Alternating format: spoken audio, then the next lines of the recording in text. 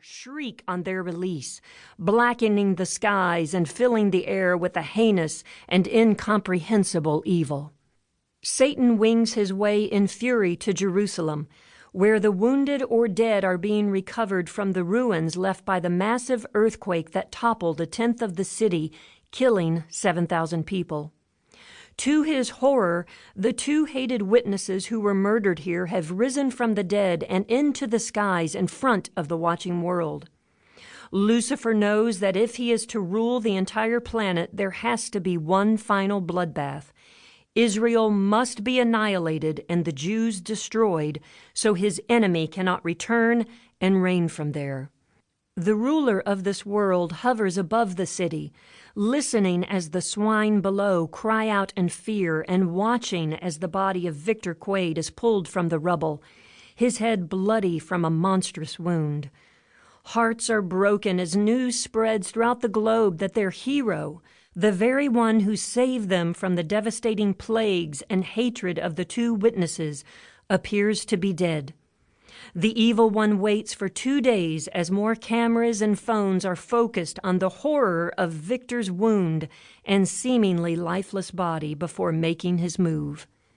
2,000 years ago, he entered Judas, and to his delight, Judas betrayed the devil's great enemy. Satan roared in triumph as his enemy died on a cross outside of Jerusalem. But the enemy rose in devastating victory, and today he lives. And his people who reek of Satan's own end live as well. But now, for all eternity, they will die, and he will live forever. With blackest rage, he swoops down through the air and slithers into the body of Victor Quade, who has been laying lifeless for 2 days.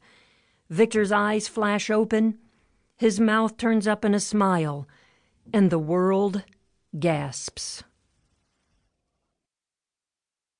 Chapter 2. Jerusalem, Israel. As chaos grips Jerusalem following the earth's shaking, many of the bloodied and wounded stand in awe of what they're witnessing. Victor Quade had been dragged from his hotel ruins 2 days ago and left lying lifeless atop the rubble. No one could survive such massive injuries. His body had appeared broken and covered with blood. The city had been gripped in fear and turmoil as citizens pulled bodies from the earthquake wreckage, and there had not been a stretcher or gurney available for the remains of Victor Quade, the man who had done more for peace than anyone in history when he confirmed a peace covenant with Israel nearly 3.5 years ago, bringing calm to the Middle East like never before. While anti-Semitism had been escalating throughout the earth, millions of Jews from every nation had immigrated to Israel, where Victor's peace covenant kept them safe.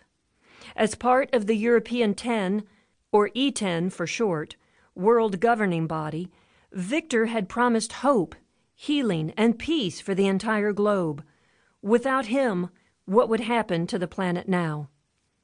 Following the tremendous assault on the universe, images and videos of volcanoes erupting, meteors falling, and some mountains crumbling and islands moving or vanishing from their spots shared screen time with pictures of this great man's mangled and bloody body. Victor Quade's gaping wounds had been shown on every screen throughout the universe as his corpse lay next to thousands more atop the city's ruins for the world to see and mourn. The globe had been covered in dark shadows as it grieved, and every eye had looked on in despair at his seemingly deceased form. But from the shadows of death, a flash of his eyes and the twitch of a finger sets the internet and news outlets ablaze. When Israeli Prime Minister Ari hears the crowd scream, he stops the interview he is giving with several international news correspondents and pushes his way through the wall of people, his heart pounding at the sight. Victor Quade, the man responsible for peace in the Middle East and for the rebuilding of the Jewish temple, is alive. "Our Messiah!" a woman next to Ari whispers through tears. Several in the crowd hear her and begin shouting and crying, "Our Messiah lives! Our Messiah has come!" Prime Minister Ari